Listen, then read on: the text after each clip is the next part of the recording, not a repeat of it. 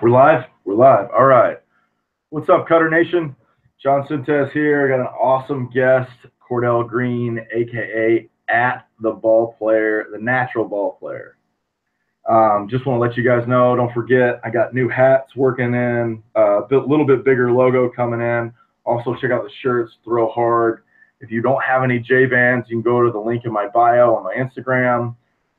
J bands, weighted balls, flush bands, everything you need on there to really get started. Don't forget to subscribe to my podcast, which is on here. That also has your how-tos, mess with your timing for your hitters, mess with these hitting guys like over here with Cordell. So, Cordell, man, welcome.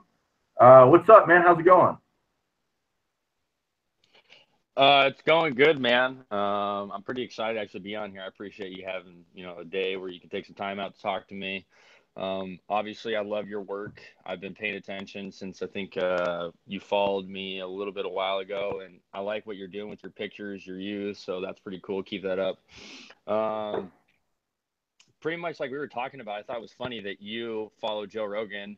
Kind of a little funny story here. My stepdad used to fight professionally, and he did some UFC stuff, and he got to meet Joe Rogan. He came over once, and Joe is one of the funniest guys that I think I've ever met. He is off the top, pretty witty, almost Eminem witty with how quickly he can respond to people, which is very rare for me to see.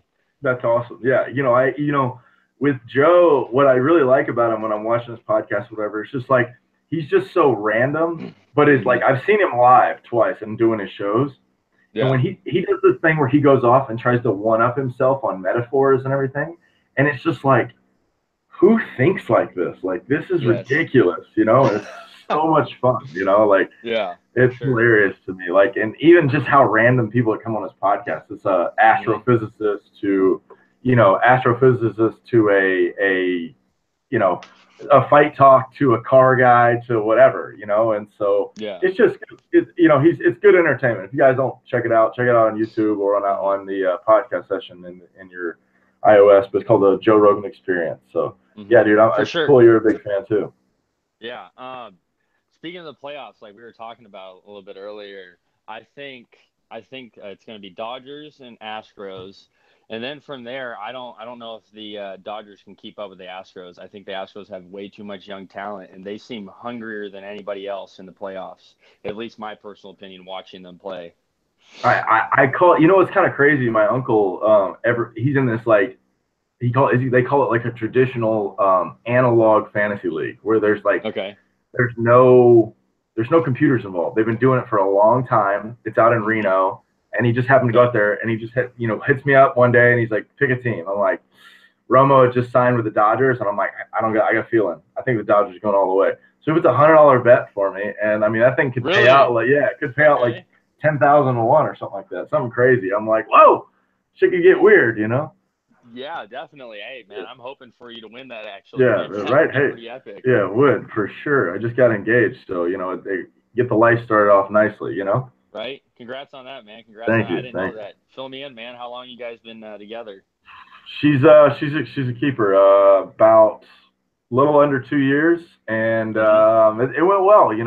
She loves surprises. So I had the whole family. Kind of smoke screened it with the neighbor that we're at right now is having a birthday party. So mom and sister. She's a hair and makeup artist. So she made her parents, or her mom and her sister, made her do her hair and makeup, everything all day. And I said I had lessons all day, and then showed up later. And next thing you know, she's crying. What are you gonna do? Really? That's pretty cool. That's pretty cool. You got witty with it. I like that. There's some videos going around of people that do some interesting ways of proposing to people, and I like that. I think being funny and kind of having some humor in it, as well as thinking it out, is always the best way to go. Oh, we're 100% goofy. Like, that's our, we have no shame on that. Like, I found out one day she surprised me and took me up to LA and the Comedy Store, and just out of nowhere, she decided she's going to turn on Pandora Disney, and she knows every song. Not only that, can sing too. It's like I found out a couple of things. Like, you have no shame, and two, you can sing a little bit. Like, you can, Yes. Yeah. No shame. I love that. Yeah, we have a lot of fun together. That's probably the best thing. Like, we just have stupid, and she's come to Mexico on her own, no problem. Speaks speaks enough Spanish. Like, it's no big deal. She's seen me play down there a bunch of times. So, and she That's loves cool, it. man. You know, she That's loves. cool, You know, man. Yeah. You definitely want to be together with somebody you can get along with and is your best friend. That's at least for my personal experiences of doing yeah, it. for That's for sure. sure. Yeah, exactly, exactly. Hmm. So okay, all right. So let's get going. So like I said, I found you. I think we were talking just a little bit earlier, but I Mm. think Baseball Lifestyle or one of those awesome pages that just keep everybody filled in on all Yeah. the crazy awesome stuff. Um, Posted a video of you, and I'm pretty sure I don't remember which one I saw first. If you threw the ball from home plate out or you hit Hmm. it, I don't remember which one it was. But the one, That's yeah, no, the one that yeah, the first one that we ever posted kind of around was the one where I called out Mike Trout. I'm trying to promote the Cage Pro tee, and so I go, hey, Mike Trout, if you can't do this in one try, you need to go online and buy one. And so I run from behind home plate, throw from home plate, hit the scoreboard on a throw on the line. It was the first try, which was pretty cool. It wasn't like I redid that scene. It was the yeah, very first try.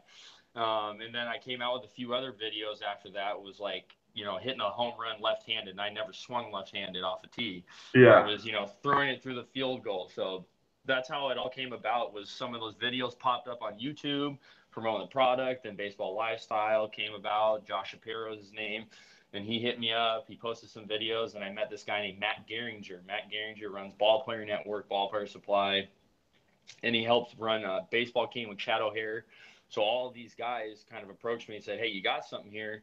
Next thing you know, I'm out there almost on the daily getting some videos and trying to post those. Man, it's yeah, been pretty cool. yeah, exactly. That was pretty cool, man. Now that's where I was like, well, shit. I was like, I don't know who this guy is, but anybody can go from crow hop from home plate. Like what?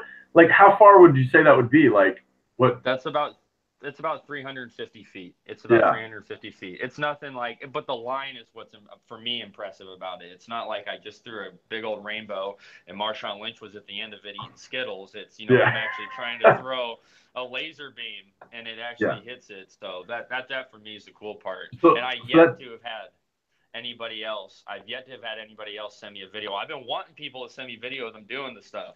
Okay, so that's what we're gonna maybe we'll start that hashtag, Yes. Hashtag thrown off the scoreboard. I gotta see what ball I don't have access to a lot of ballparks around here, but I'll see what I can do and so I can Yeah. just start it. I'll Right. definitely, bring I got a buddy that's up in Huntington Beach that just Hmm. posted something the other day that he went through the goalposts. Um Really? yeah, and that's about the same. That's about the same. That's what I was Hmm. thinking when you said it's 350.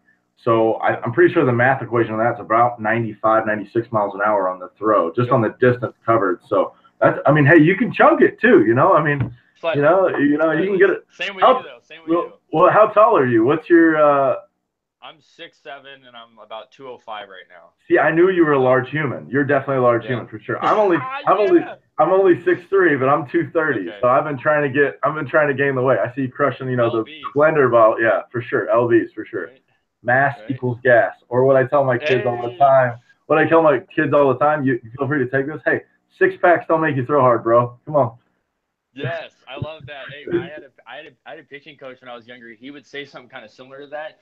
He would always say, "If you're not loose, you're gonna throw like a goose." And I was like, who the hell thinks of that? Loose, just a completely quack job. But he Yeah. was a cool dude. Yeah, those are normally the best pitching coaches that don't get in your Yes, brain or anything. yes, That's 100. awesome. So you Yeah. can So hey, yeah, go ahead. No, go ahead. no, I was gonna say, speaking of like you working with kids, I love your page, man. If people are listening to this, I know that we're gonna have chit chat and we're gonna sidetrack, but for real, they should go on your page and watch. You have a lot of good material, and it's all quickly put together, which means you see what you're supposed to do and go out and execute it.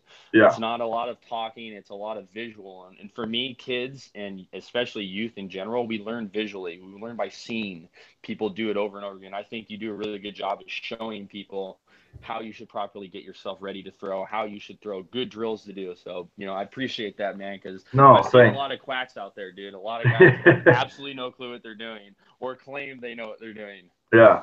Well, that's my whole thing is like, and I don't like to reference other people or certain stuff. There's some drills that I've seen and stuff that I like to try myself before I do stuff.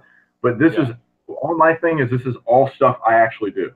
Like even the Yep. guys that Mm-hmm. I've played with, whatever, they've seen me do the pivot pick stuff where I know the drive line guys like to go high on it, but I actually like to go Yeah. low just because I like to create that nice arm swing to really have. Yeah. And something that I haven't really put out online, and I'll give it to you. I kind of came up with, for me, I call them the rules of throwing, just because mentally kids, when they hear rule, they think it's important, just like you're saying, paying attention and stuff. Yeah. So the three rules for me that I like to promote is, well, first, before that, I like to promote what's called the gun. Instead of like the inverted W, I like to have the front arm extended and then the arm down. And everybody's arm down distance is a little bit different, but that's where I like to get to before I throw. So when you're in the gun, when you're in the gun, the first rule is both hands have to move at the same time, right? And then the next rule is both hands can never cross, and then both hands need to pass your glove hip. And I've just noticed on the guys that I've followed, you know, Chapman, Maddox, a lot of these people, Josh Beckett, you know, may he rest in peace. You know, I know he's retired. You know, who knows wherever that guy went? Like he just threw fuel. He just threw fuel for 18 years, and then just disappeared. Like, you know, yeah, exactly. But I started looking at all these guys who didn't have arm problems, and there were a couple key things that I noticed. That those are the things that I noticed. Both hands were, and then the other thing was they were actually throwing year round. Like they didn't take time off just playing catch. And so even with myself doing that, where it's like you're doing lessons or whatever, you know, the injury risk decreases so much just by playing catch, you know, and, you know, just like you're saying, the quack jobs and the information that goes out there. I've seen so much stuff where literally you'll see something like, I'll see both extremes. Like someone will post a video of someone in Japan, and I actually play with a guy in Japan. I've done a lot of research, and they throw more than anybody. They throw more than anybody ever, right? And then I just saw them take this drill, and someone reposted said, "Yeah, they only throw twice a week." I'm like, "What? Like what? Yeah, twice a week? No, going off of what you said a couple minutes ago. Speaking of the three rules, I agree with the arms. You know, if you watch these guys that have, you know, velocity, actual velocity versus perceived velocity, like a great guy I like to look to is Carter Capps. He had, I think, the lowest opponent's batting average for anyone in the league. And he does that. He gets his hand behind his butt, and you can't see that ball at all. He gets that really good tilt with that front glove arm, and so the ball just pops out on you at the end of the stride. In the playoffs, it's the same thing when they do that little slow-mo before his cutter comes along and people are swinging and whiffing. His hands right behind his rear, and it works. It gets great separation. You hide the ball real well until the end, and I think more people should follow that, and that's why I like your content, because it's right on with that. Spot on. It's fun for me because, I mean, one, you can see, like I was a hard throwing guy.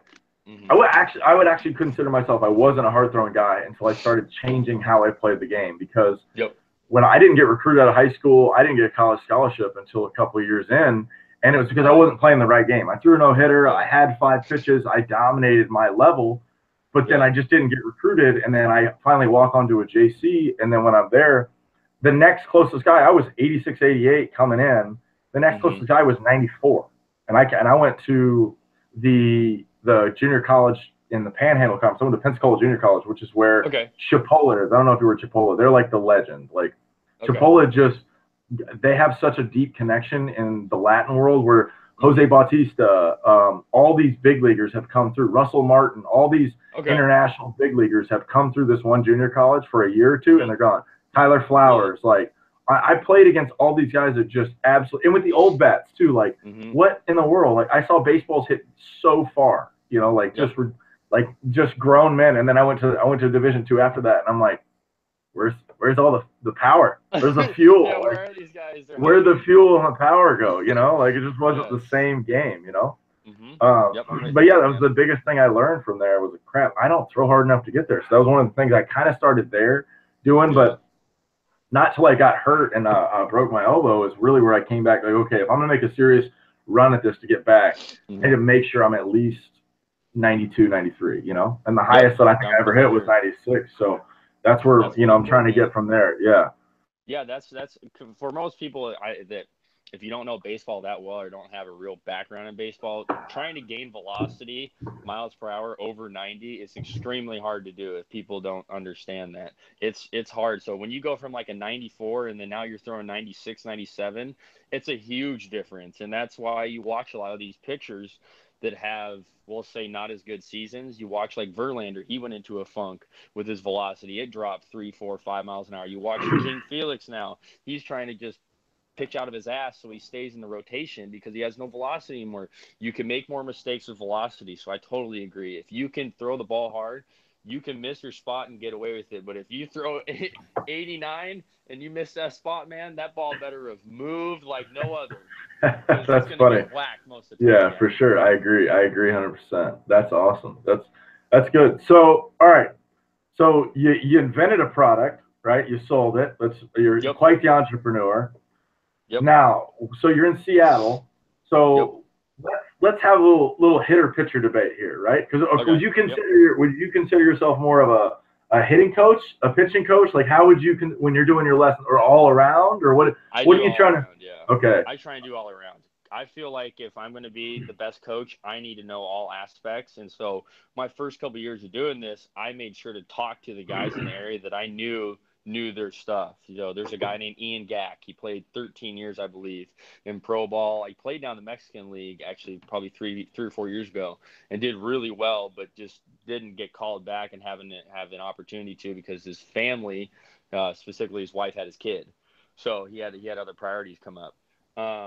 But I made sure to learn from everybody so that when I go and apply this, my kids can be the most well-rounded. You know, that's what it comes down to. If you're going to improve the kid, it better not, I can only teach the hitting. I don't know pitching, fielding, catching. I better know them all because I'm going to be your teacher for the overall game. So 100%. I agree. Yeah. Same with you? People, I can do all of it. You know what I mean? But this in the new market, I just moved over here to San Diego, like officially, and being here in the off season and stuff. I get more people calling me in pitching because obviously that's what I put out. I'm sure if I showed some people some hitting stuff and stuff too, like I got to hit on the hit tracks the other day, and I actually, I left the yard a couple times. No big deal. Hey!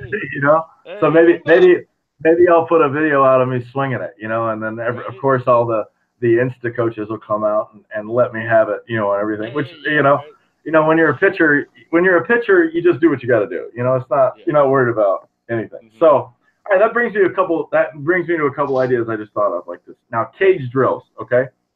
I personally, maybe I'm just different, or maybe that I like the way that I like guys to train a little bit more. I am not a fan of front toss, especially all the time. Mm-hmm. I get it for working on your swing, being able to control where the ball goes and everything. But I think there's a big, even BP at short distance, even a 30-foot BP, I don't particularly like it because you don't see the flight of the ball from that there. So even when I throw BP to guys, I try to get to the back of the cage as much as I can. One, I can actually no stride weight shift and just let it fly and do that for 2 hours, no problem. So it's a little bit different for me, at least for throwing. But I know not everybody can do that. So, what's your philosophy on that side of the hitting?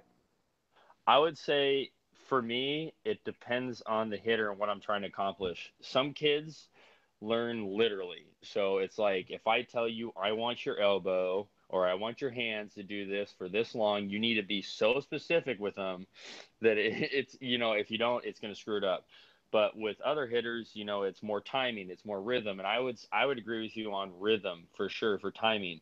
I don't like it when I'm really close because you can cheat and have a different type of swing or a different type of rhythm than if you're actually going to see a pitch and you actually struggle in a game. So I totally agree with you. If you can get the ball back as far in the cage and have it be as real or game-like as possible, I would recommend that over anything else because that's when kids are really going to track the ball and they're going to provide results with what you're doing with them. Okay. Agreed. So if a kid is struggling, well, okay, a very common thing. I know you hear, I know I hear, right? If a kid's struggling hitting, he's just struggling with his hitting, right? Yeah. What would you feel like? I know without checking the mechanics or everything. Let's just say I say he's a weaker kid. He's not making strong contact. What would be a couple key things that if somebody at home wanted to work on their own, what would you feel like would help them out? Eyes on the ball, man. If you don't watch the ball hit the bat, you don't know what you're doing, and then paying attention. It all goes back to paying attention. So when I'm teaching my kids, I teach them why they miss. I want the kids to know why they're making the ball do this or why they're doing this with their body. Why is this happening? So they understand how to make adjustments. And this, it's a game of adjustments. People are constantly trying to get you out. And what I loved about hitting was Pete Rose when he was up there with A-Rod and Frank Thomas. A-Rod and Frank Thomas are completely different hitters than Pete Rose. Pete Rose is the man. Pete Rose for talked sure. about how he had 20 at-bats, and every 20 at-bats, he would always go back and review where pitchers were pitching him, and he would adjust where either he was in the box, what he was doing with his approach, and that's how he stayed on top of his game. And I appreciated that because that's the real. If you're not making adjustments and trying to figure out how people are getting you out, good luck, dude. You're not going to be that guy that's going to sit there in the league forever and, just be an unreal timing hitter who can just see the ball in the hand. You got to figure out what they're doing to you. And I'm firmly on Pete Rose's game right there. Love that. Yeah, that reminds me, too, when A-Rod and Chipper Jones said they swung down on the ball. Yeah, right? Good luck, dude. Let me know how it goes. Just me being a pitcher, like, just think, like, when some people, it makes sense. Like, you can almost talk them into it, But as a pitcher, someone says, like, yeah, I really want to get the ball and cut it in half, and really get the backspin. I'm like, so you just want to hit ground balls to shortstop all day? Like, me being a cutter guy, I'm just going to go like this and then watch you go, oh, shit. And just, all right. Like, all right, cool. Let's see how that works out, And that's where it's, that's where I think, okay, another thing that I think I saw you did also besides cage work, I think as much as it's a pain in the butt sometimes, I think ball flight in a BP situation, not in the cage, where you're actually on a field hitting BP really can open your own eyes and make you have self-awareness of how far the ball is going when you're hitting it. Is that something that you progress to also in your lessons? Yeah, if we can get on the field, all day, it makes it way easier to actually teach the game because they're actually in the environment and the setting.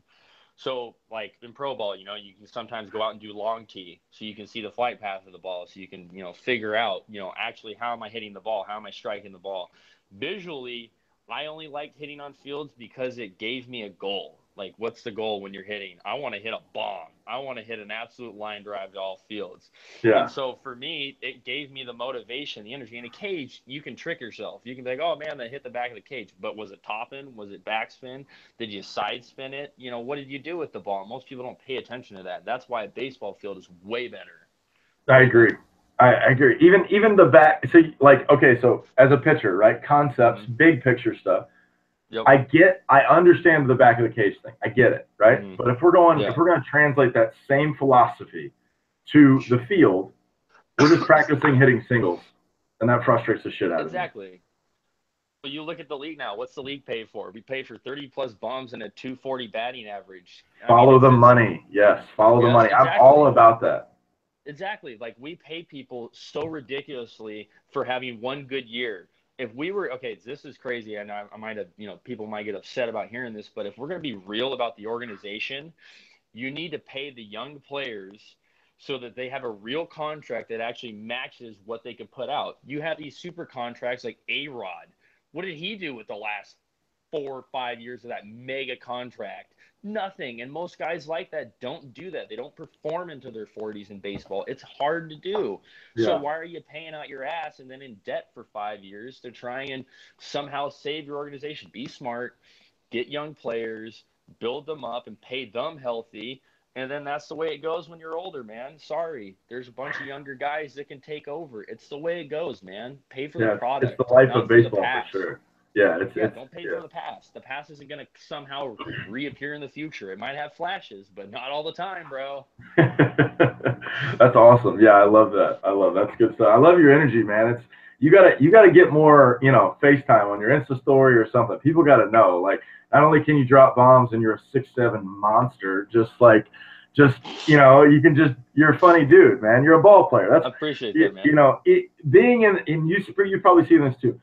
It's a different thing being in the real world with a ball player and being in the real world with a non-ball player. Like, you might movie reference, you might throw a little thing, and someone's gonna get offended, and they're like, no, you don't, no, give it back. Like, no, you're supposed to. We're playing a table tennis game of your emotions. Like, come on, come back in here. I came strong, now you come strong. Let's do it. That's. I'm totally with you. Okay, speaking on that. I can figure out people if they're a ball player based on like, do you know movie quotes? Are you a good smartass? Yeah. Are you witty? Like that's something that I tell and I try and teach kids. Like if you're going to be a real ball player and you're going to hang out in the locker room and try and make that your lifestyle, you better figure out how to be accepted at these levels, and you better be a good smartass. You better be witty, and you better be able to pun, and especially on movie quotes, because that's all you do, man. You Yeah. watch movies on the road trips with the boys. You poke at people to make sure that they're not soft and that they can handle a little bit of criticism, because that's what everybody's going to do. You're going to have 55,000 people potentially yelling at you, telling you suck. So you better figure out how to block it out. That's funny. Okay, so that brings me back. Okay, so there's a couple things that I've questions that I want to verify, because like on my side of it, analyzing where the game's going, follow the money and Yeah. everything. I started looking at one of the reasons why I started changing how I was training, and then not only that, how I was approaching the game as an athlete, just more as a professional, because I had my own personal goals and how I thought I would get myself moved up. So Yeah. I started following. Okay, you got Scherzer, you got Verlander, all those pitchers that get big contracts, right? I started looking at positive categories, what I call, for me, even my fiance gives me a hard time sometimes. I live in highlight land. Like, if anything's negative, it doesn't even affect me. It does not go in my daily highlight. It does not go in my pitching highlight. Like, that's where I stay. Like, I'm just happy all the time. Like, that's how I try to explain to one of my kids recently. He's a left dude. I just posted a video on him. Lefty, Chris Sale, arm slot, super loose, little mental. Apparently, he went from his travel ball team, which he dominates, to his middle school team, and he saw his middle school coach here, so he had to impress him, and he got wild and threw all over the place. And I'm like, bro, does the coach even play the game? No? Why are you trying to impress him? Like, you call him coach. He doesn't even play. So what's the deal? You're throwing it. You need to go out and dominate. So I gave him a goal, and this is my personal goal too. I want 1 strikeout per inning every time I pitch. I like that. And so when I started following the money, following Scherzer, following all these guys who were making money for the long time, King Felix and all that, they strike out over a guy an inning. And their average, which is stupid, it's like 1.3 an inning. That's their average. That's special. That's nice. We like those guys. Exactly. Those guys are going to last. Yeah, exactly. So I started making that my goal, and that's where I started seeing a jump in my game from there. And then I started seeing the kids that I started putting that on, being like, go out, and when you get out there, and everybody does the same thing. Everybody does their stat line. It's innings, strikeouts, walks, right? And I'm like, and then they might tell you about their runs scored or whatever. And so and even run scores, that's a negative category. So I even tell them, like, don't even put it in there. If you walk the yard, right, but you strike out the yard and you give up zeros, it's still zeros. Like, it doesn't matter. You know what I mean? So when coaches get frustrated about walking a guy or this and that, unless you're walking a guy in, I don't give a shit. Yeah. Like, if I walk the leadoff guy in an inning, it doesn't ruin my inning. I still got to get 3 outs. I can throw 1 pitch, get a double play, and then it never happened. Exactly. You forget about it. Yep. Exactly. So that stat right there, the walk stat and the maybe the hits or the doubles or earn run stat, like, I don't even pay attention to it. Like, it's all I'm with you there. For me, so speaking of like positivity, right? Going back to the initial, I'm with you on that. Kids don't understand that, like, being positive doesn't just mean, hey, I'm upbeat, smiling, I'm bebopping around, things aren't phasing me. It's the ability to push through maybe some of those negative things that came through and stay with your mentality. Because in reality, if you go out there on the mound or you go up there to the plate, field, wherever in the baseball game, and you start doubting yourself, it's over. It's done. You've got to be able to stick to your one-mind track. And if you can't stick to that, it's over, dude. You're not going to be able to figure out how to be consistent. And that's something that kids do a bad job of. They see all this stuff on social media. Oh, I'm not Blaze Jordan. I'm not hitting the ball 500 feet when I'm 13 years old. Dude, you're not going to be him. Let's just kick it to you real. But you can definitely work and have an opportunity to play if you continue to push yourself, and you maybe grow up in yourself when you're 18 or 19, like myself, or maybe like you when you were getting it when you were, second, third year of college. People don't understand. You don't always have to be that guy that stands out at 13. You can stay positive, you can work through it, and you can find success, man, for sure, 100. Not to mention that those bats, that one, I think I know which kid you're talking about, the one that was hitting home runs, the righty. Yep. with that orange, that obviously that bat, like, just ridiculous. Like, it doesn't. Yeah. What, Yeah. like, did you It's roll not it? real. Yeah, it's not a real bat for sure. Yeah. Right. Did you Yeah. bust out the old VSRs? Yeah, exactly. What in the world? And matter of fact, I just heard the other day a couple parents were talking about how Little League's going down. They're capping the new bats or something like that. Which Yeah. let's just be honest. Let's put wood bats in your hand and let's just see how it goes. Okay? Because Yeah. sometimes wood bats will go just as far. Well, that all goes back to money. That all goes back to follow the money. Yeah, The for sure. money, yeah, the money is what controls it, man. I would love to see all college be wood bat. Like we have the NWAC out here, and I think that does wonders for getting kids drafted. On top of teaching hitters how to be consistent at the plate and not getting yourself a Capertino that goes over second baseman or a little saw job, and then pooping it over the third baseman's head and getting a hit. Like it eliminates that. It forces you to be a better hitter, and it's more real with pictures. Or the story of my life where it still happens. It Yeah, still right. happens as wood bats where I'm Right. just like, yeah, listen, I know a right-hander's up. I understand he's trying to go oppo. I need the right fielder to play the flare extremely, okay? Yeah, Extreme the flare flare. bears. Yeah, like he Flare needs to be bears. into the line. I don't care if he hits it into the gap, it's my fault, not his. Okay, Yep. You got it? Yeah, Yep, I mean, I'm with that's you there, enough. man. If you know yourself as a pitcher, like that's almost like I even tell I got a couple really good guys that are athletes can try to learn how to pitch as sophomores and stuff like that, and they're like, they overthink it. They're like, well, shouldn't I do this and that? I'm like, no, bro, get to the top and let it fly. That's all you need to do. Yeah. I'll show you how to make it dance later. Like that's easy. Like I can show you, we can make the ball dance anytime, any day of the week. Like yeah, exactly. Yes. Like, you know what I mean? That's not hard. The hardest part is teaching you how to commit to throwing the ball as hard as you can and not giving a shit when it leaves your hand. You know? Yeah, but that all comes from being around people. Like, all right, if I'm gonna kick it to you real out here, we got like a lot of Microsoft, we got a lot of Amazon out here, we got these huge companies, right? So people have, money out here. And so you get these dads that don't spend time with their kids or moms. I'm not going to say that moms can't throw too, but don't throw athletically or athletic looking. And people like we're talking about are visual learners. So half the problem is dad can't throw more than 45 miles an hour and it looks weird. And so that's why the kid's going to follow in that footstep because he watches him throw. Yeah. If you got kids just only around ball players and especially professionals, the game would be so much better 10 years down the road. Yeah, for sure. Everyone would have velocity, I believe, at least their highest velocity, and we would have hitters that would rake. I think it would be pretty good for the game.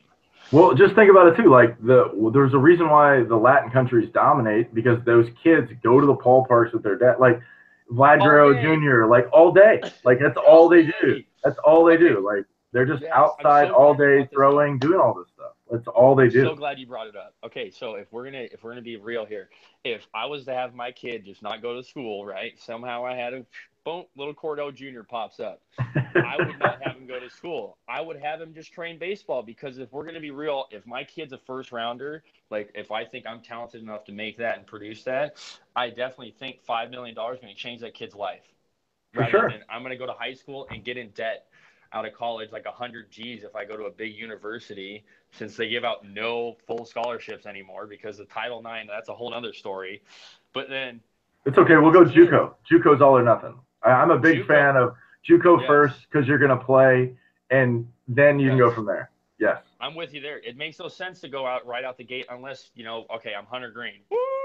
Yeah. Drop bombs, throw gas, do everything. Yeah, unless you're that guy, don't go do that. Go play JUCO. Go play somewhere where you're going to actually see some real innings as a freshman because it's all about your reps. It's all about your reps. 100%. 100%. We're on the same. I already feel like some nice like. I've got some business ideas thing going in my head right now with you, Ethan. We're gonna get some things going for sure here. We're definitely gonna get some stuff going here, especially since you're don't sell yourself short. You're a 6'7" monster. Obviously, genetics are on your side. We just need some kind of like something to complement that. The woman. She's got to be some kind of star volleyball player or something like that. Yeah, I'm with you there. My mom said she always saw me dating a black woman. I don't know. I'm not it's not offensive. I'm just saying she just said my race. Mom was thinking like you then. So I've got right. All right. No, all right, man. I got lucky, man. My dad played pro ball. He played in the Brewers system. And then he quit after a couple of years of playing double A. And then my mom, she was real tall. She was 6'1", and my dad was 6'4". So I kind of hit it in the height department and got lucky that both of them played a little bit here and there. So There you go. Yeah, that for was my sure. lucky ticket. For sure. I love your idea on that because there's actually a couple homeschool kids that I do, which I don't know if you've got into that market, but we'll talk after. But like, Yes. do it in the daytime, and like, it's just those kids are just so much more advanced on their stuff because they have like the parents understand the specific, like, oh look, he can do his. You know, I've got one kid that we do throwing or pitching, but he comes from a weightlifting class where all his brothers and sisters do this like strength training class. It's like a small CrossFit thing. And then he comes over to me, does his throwing, and then they go do their homework and stuff. I'm like, oh my God, it makes so much sense, you know, like it's way easier. Like, let's be real here. If you're going to think of daytime, nighttime, right? And that relationship with what you can do with your daily activities. So we'll say like, I'm not going to go throw at 7 p.m. for most of the year if I don't live close to the equator, which most people don't live close to the equator, especially the higher you go, right? In the country. So we'll say that like, I know it gets dark here already at like 6 p.m. So most of the kids need to do that during the day, but what are they doing? They're at school for 8 hours a day, and they're bored out of their mind, most of them. Dying. It kills it. It kills it. It kills it. I get all these kids that come in at like 2 or 3 o'clock, and they're just like, they want to go crazy. They got so much pent-up energy, they want to just run around like the guy from Wild Thornberrys. You know, remember Wild Thornberrys? He just sprint all over the place. Literally how they are. And if we lessen school, if we put way less hours into school and we promoted more activities and being out in the and like out and doing things, I think kids would be better off. I think they'd be better off for sure. Well, listen, that we're going back following the money now because we know where the money goes in that. That's not going to happen. You know what I mean? Like it's just once you figure that out. Like I don't remember when it was before I got hurt. I think it was before I got hurt in college, and I started being like, because I got hurt basically because my coach told me that if I threw a different way, kind of changed how I threw, then I would throw harder and I would get drafted because the scout said they wanted me to throw harder. I think I was already throwing like 90, 91. And my first 2 years in JUCO were, I threw submarine for a year, which I hated it because I didn't throw, and I didn't pitch in a meaningful game. We were up 10 or down 10. Yeah. And then the next year they released me. And they were like, oh, well, we don't think you. I'm like, so I didn't even play. Like, and I was like, so I went back, reinvented myself. The next thing you know, I pretty much on my own, long toss and doing stuff. I'm back to 89, 90, you know? Yes. And then I wanted to keep doing what I was doing to keep gaining. And then I got shut down by my coach again. Oh, you can't do that. You're throwing too much, blah, blah, blah. You know, and I'm like, man. Yeah, exactly. And I mean, even then, like nowadays when someone says like back in that day, this term was always around. Rubber arm. Oh, you got a rubber arm. You have rubber arms. And now I'm offended because that means you discredited all my work, right? Like now you're not like, oh, you can just pick up a ball in your arm. So you got one of those rubber arms. Like, no. This is all hard work. Like, I understand the talent side of stuff, but everybody that I've seen more than anything, like, I don't think talent is a big of a factor because the consistency of work is really what grows everything. Like, there's 100 Greene one time. Yeah, exactly. And how many, like, this was amazing. Ken Griffey Jr., Hall of Fame, right? He was the first #1 overall pick to be in the Hall of Fame. Just come on, let's open up our eyes and see that. Yeah. That's pretty amazing to me, considering baseball's been around for over 100 years. Yeah. And what did his dad do? The kid was at the ballpark every day throwing and hitting on his own. Like, all right. Hey, a side little thing. He said they interviewed him and he was like, or they go, hey, so when did you know you could play big league ball? And he was like, when I was 14. And it's the same thing with Prince Fielder. Prince Fielder said it when he was 13. When I was hitting home runs behind Cecil, when they baby at BP, he was like, I knew I could play in the big leagues. I was like, there it is. They play every day. They're in the locker room. They figured it out. Yeah, exactly. Hacking the system. I hear you. All right, dude. Well, look, this is great. Yeah, this is great. I don't want to eat up too much of your time. I got to be heading out in just a minute. But, dude, we're definitely going to do this again. I got some ideas because this format, this platform right here, we can do 8 people at once. So I want to get a nice round table of some guys that I think you'll like. I already got some ideas on some guys, and we'll try to see if we can get a schedule together and get everybody together on this. Because this, we could really, I was thinking about if everybody brought like 3 questions to it and we just let it shine in this, right here. I really think this is something we could, really get going with this for sure. little free bird with it. I like it. Sign me Yeah, up. for sure. Definitely, definitely. All right, dude. Well, guys, Cordell, where can they follow you at one more time for all your They can stuff? follow me at the Natural Ball Player on Instagram. I have some YouTube stuff. It's the Natural Ball Player on YouTube as well. It's not as kept up as much, and I'll make sure to change that. But you can go onto my website, thenaturalballplayer.com, pick up merchandise. I got my logo and everything else coming out. So I appreciate the opportunity to platform on here with you, dude. It was a blast, man. Yeah, I man. plan to Nice come and back easy. soon, man. Yeah, for sure. Definitely. Like I said, I've got a bunch of buddies that I already know. Like, well, it's, the movie references and everything will be aggressive for sure. Definitely. Yes, Okay, yes. cool. So, all right, guys. Last thing, don't forget, if you don't have your J bands, you don't have any weighted balls, if you don't have any flush bands going, make yourself better, train smarter. All right. And if you want to support me, and grab a little throw hard shirt, because that's my number one thing right there. So we'll see what we can do out there with you. See if we can get you some nice gear. These are super I soft. will definitely. Tri-blend, super soft shirts here. So, and the new shirt just came out yesterday, Strikeout Savage. That's probably my favorite one right now. So, just out there, just trying to make waves, cause problems. So, last thing, don't forget, throw hard. And Cordell, appreciate it. Love it. Thanks, brother. I appreciate it. Make sure always breathing through your eyelids, right? Yeah, for sure. Yeah, keep it the lava lizard, right? Yes. All Yes. right, Have a all good one, right, man. all right. Appreciate it.